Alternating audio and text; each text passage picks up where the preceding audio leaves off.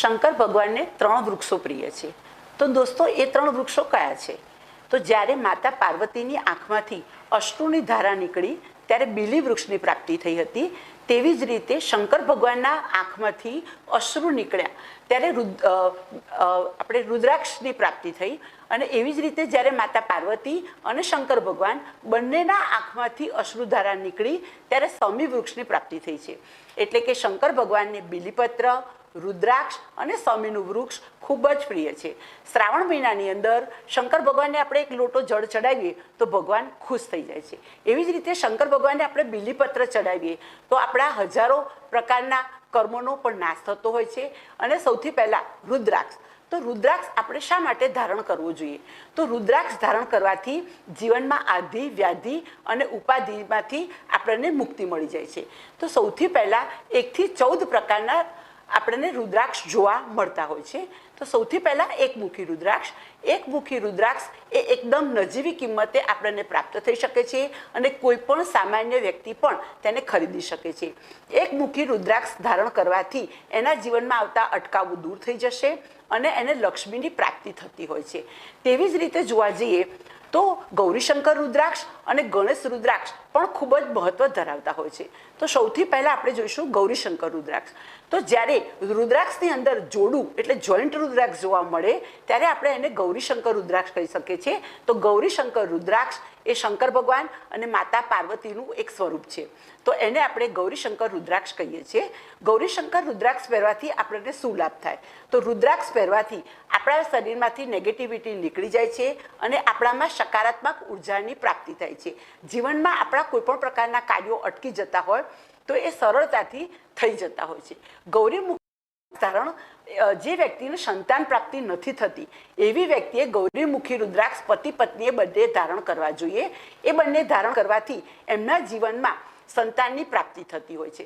તેવી જ રીતે જ્યારે કોઈ કપલ હોય અને એ લોકોના લગ્ન જીવનની અંદર બહુ જ ડખા રહેતા હોય, પ્રોબ્લેમ્સ થતા હોય અને એ લોકો બંને સાથે સર્વાઈવ નથી કરી શકતા એવી પરિસ્થિતિ હોય, ડિવોર્સ થઈ જાય, કોર્ટ કેસ સુધીની મેટર જ્યારે જતી રહેતી હોય તો એવા કપલને પણ જો તમે ગૌરી શંકર રુદ્રાક્ષ ધારણ કરાવો તો એ લોકોનું બંનેનું દાંપત્ય જીવન સુખી નીવડતું હોય છે. એવી જ રીતે કોઈ પણ વ્યક્તિ છે જે એક્ઝામની તૈયારી કરી રહી છે અને કોમ્પિટિટિવ એક્ઝામ છે, IPS, IAS, CA, CS એવી એક્ઝામની અંદર કોઈ પણ ઘણી વખત બાળક એવું હોય છે કે જે ફર્સ્ટ ટ્રાયલે નથી નીકળતું તો 3 થી 4 વખત એને એક્ઝામ આપવી પડતી હોય છે. જ્યારે આ વ્યક્તિ આવી રીતે એક્ઝામ આપતી હોય અને નાસીપાસ થઈ જતી હોય તો તમે એને જો ગૌરીશંકર રુદ્રાક્ષ ધારણ કરાવો છો તો એ સરળતાથી આ એક્ઝામ ક્લિયર કરી લેતું હોય છે. તેવી જ રીતે ગૌરીશંકર આપણે હોય એને નથી આવતી, ડર અને ટેન્શન રહેતું હોય છે. તો એવી વ્યક્તિને પણ જો તમે ગૌરીશંકર રુદ્રાક્ષ પહેરાવો છો તો એની ઊંઘ સારી રીતે આવે છે. એના શરીરમાંથી ડર, નેગેટિવિટી અને ડિપ્રેશન હોય એ નીકળી જતું હોય છે.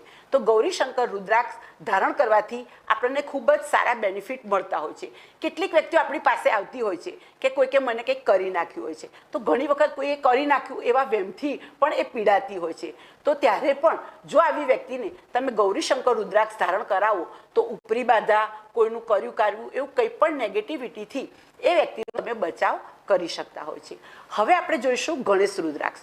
તો ગણેશ રુદ્રાક્ષ આપણે શા માટે ધારણ કરવો જોઈએ? તો ગણેશ રુદ્રાક્ષની અંદર રુદ્રાક્ષ હોય છે એની આગળ શૂટ જેવો આકાર હોય છે એટલે કે ગણપતિનું સ્વરૂપ આપણને ત્યાં જોવા મળે છે. તો ગણેશ એ માતા શંકર અને પાર્વતીના પુત્ર છે અને ગણેશ એ વિઘ્નહર્તા છે. દરેક ભગવાને કોઈ પણ કાર્ય કરતા પહેલા ગણપતિનું પૂજન કરવું એ શ્રેય છે. એવા ગણપતિને આપણે આશીર્વાદ આપેલા છે. એટલે ગણપતિ રુદ્રાક્ષ ધારણ કરવાથી જીવનમાં આપણે રિદ્ધિ અને સિદ્ધિની પ્રાપ્તિ થતી હોય છે. કોઈ પણ વ્યક્તિ શરૂઆતના સ્ટેજે ભણતું નથી હોતું એટલે કે ડિગ્રી લેવલ સુધી. તો એવું જ્યારે નાનું બાળક હોય તો તમે એને ભણવામાં પ્રોબ્લેમ આવતો હોય તો જો તમે એને ગણેશ રુદ્રાક્ષ પહેરાવો છો તો એને ભણવાનો પ્રોબ્લેમ સોલ્વ થઈ જતો હોય છે. ઘણી વ્યક્તિ તમારી પાસે એવી આવતી હોય છે કે એને નોકરીમાં પ્રોબ્લેમ હોય છે. લાઈફની અંદર 7 વખત 8 વખત એની જોબ ચેન્જીસ થતા જ રહેતા હોય છે. એટલે એ વ્યક્તિ પોતે મેન્ટલી કંટાળી જતી હોય છે. તો એવી વ્યક્તિને પણ તમે ગણેશ રુદ્રાક્ષ ધારણ કરાવી શકો છો. એ સિવાય જોવા જઈએ એ સિવાય જોવા જઈએ છીએ તો જે વસ્તુ ઇસ્યુમાં હતી એ પણ ગણેશ રુદ્રાક્ષ ધારણ કરવાથી રિદ્ધિ અને સિદ્ધિની પ્રાપ્તિ થાય છે. એવી જ રીતે કોઈ પણ વ્યક્તિના જીવનની અંદર માંગલિક પ્રસંગ નથી આવતો, એટલે કે કોઈ પણ સ્ત્રી કે પુરુષના લગ્ન નથી થતા, તો એવી વ્યક્તિને પણ જો તમે ગણેશ રુદ્રાક્ષ ધારણ કરાવો છો તો એ લોકોના લગ્ન સારી રીતે ઝડપથી થઈ જતા હોય છે. તો ગણેશ રુદ્રાક્ષ ધારણ કરવાથી રિદ્ધિ સિદ્ધિની પ્રાપ્તિ થાય છે અને ઘરે માંગલિક પ્રસંગ આવતો હોય છે. એ સિવાય જોવા જઈએ તો પંચમુખી રુદ્રાક્ષ, તો પંચમુખી રુદ્રાક્ષનું ચલણ પણ ખૂબ જ વધારે જોવા મળે છે. કોઈ પણ વ્યક્તિ વેપાર કરે છે, ફેક્ટરી છે, એનો ધંધો કે ફેક્ટરી કે વેપાર સારી રીતે ચાલતો નથી હોતો, અને જો વ્યક્તિ તમારી પાસે આવે તો તમે તેના કેશ બોક્સની અંદર અથવા તો એને પંચમુખી રુદ્રાક્ષ પહેરાવી દો છો તો એનો બંધ ધંધો ચાલુ થઈ જતો હોય છે. એવી જ રીતે આઠમુખી રુદ્રાક્ષ, આઠમુખી રુદ્રાક્ષ તમને કુંડળી ઉપરથી એવું લાગે કે કોઈને આઠમે રાહુ છે, એને ફિઝિકલ પ્રોબ્લેમ આવવાનો હોય, એક્સિડન્ટવાળી કુંડળી હોય, તો એવા કેસની અંદર પણ તમે એના આયુષ્યની વૃદ્ધિ માટે પણ આઠમુખી રુદ્રાક્ષ પણ પહેરાવી શકો છો અને પણ તમે એને પહેરાવી શકો છો. એ સિવાય કોઈ પણ વ્યક્તિ આવી કે જે એક દિવસ એને માથું દુખે, શરીર દુખે, તાવ આવે, અનઇઝીનેસ ફીલ થતો, એની અંદર આળસ હોય, તો આવી વ્યક્તિને રુદ્રાક્ષ હોય એને કોઈ પણ ગ્લાસની મૂકી દેવાનું અને પછી જો તમે એનું પાણી પીવડાવો તો એના શરીરમાંથી આધિ વ્યાધિ દૂર થઈ જતી હોય છે, એનામાં શારીરિક એનર્જી આવવા હોય છે. તો કોઈ પણ માદી વ્યક્તિ હોય તો એના આઠમુખી રુદ્રાક્ષનું પાણી આપણે પીવડાવવું જોઈએ. એવી રીતે નવમુખી રુદ્રાક્ષ, તો નવમુખી રુદ્રાક્ષ એટલા માટે છે કે જે વસ્તુ હમણાં મેં ગૌરીશંકર રુદ્રાક્ષમાં કીધી એ વસ્તુ હું ફરી રિપીટ કરીશ કે જ્યારે કોઈ પણ વ્યક્તિને સંતાન પ્રોબ્લેમ છે કે ભાઈ ઇસ્યુ નથી રહેતું, પ્રેગ્નન્સી નથી રહેતી, શુક્રાણુની ક્યારેક કમી હોતી હોય છે, હોર્મોન્સની કમી આવતી હોય છે લેડીઝની અંદર, જ્યારે મેડિકલ તમને આવા કંઈ પણ પ્રકારના પ્રોબ્લેમ કહેતા હોય તો તમારે સૌથી પહેલાં એક નવમુખી રુદ્રાક્ષ લઈ આવવાનો, એને ચાંદીની કટોરીમાં મૂકી દેવાનો અને પાણીમાં એને મૂકી રાખવાનો આખી રાત, અને એ પાણી જો સવારે કોઈ પણ સ્ત્રી પીતી હોય તો એને ગર્ભાધાનની શક્યતાઓ વધી જતી હોય છે. એટલે આપણા જીવનમાં એક મુખીથી લઈને 14 મુખી રુદ્રાક્ષ છે અને એમાં પણ મેં કીધા આ રુદ્રાક્ષનું ખૂબ જ મહત્વ છે. કોઈ પણ પ્રકારનો રુદ્રાક્ષ પહેરો છો, તમે આધિ વ્યાધિ ઉપાધિમાંથી બહાર આવી જાઓ છો, તમારા પ્રોબ્લેમ કંઈ પણ પ્રકારનો અટકાવ હશે તો એમાં સરળતાથી તમે. તો સૌથી પહેલા રુદ્રાક્ષ કેવી રીતે ધારણ કરવું જોઈએ? તો સૌથી પહેલા રુદ્રાક્ષ તમે જાતે પણ ધારણ કરી શકો અને બ્રાહ્મણ પાસે સિદ્ધ કરાવી પણ તમે કરી શકો છો. જો બ્રાહ્મણ જે હશે એ તમારા નામથી જપ કરશે, હોમાત્મક હોમ કરશે અને સિદ્ધ કરી અને તમને રુદ્રાક્ષ આપશે. જો તમારી પાસે પૈસા નથી, તમારે રુદ્રાક્ષ જાતે સિદ્ધ કરવું હોય તો કોઈ પણ તાંબાના વાસણની અંદર અથવા કોઈ પણ બાઉલ્સમાં તમે એ રુદ્રાક્ષ લઈ લેવાનો, એને પંચામૃતથી તમારે સ્નાન કરાવી દેવાનું અને પછી ઓમ નમઃ શિવાયના 5000 મંત્રના જાપ કરવાના અને પછી તમે રુદ્રાક્ષ પોતે જાતે પણ ધારણ કરી શકો. રુદ્રાક્ષ હોય એ તમે સોનામાં પણ પહેરી શકો છો, ચાંદીમાં પણ પહેરી શકો છો, અને જો તમારી આર્થિક સ્થિતિ સારી નથી તો તમે લાલ કલરના ધાગામાં, લાલ કલરના દોરામાં રુદ્રાક્ષ પહેરી શકો છો. રુદ્રાક્ષ ક્યારેય કાળા દોરામાં પહેરવો જોઈએ નહીં.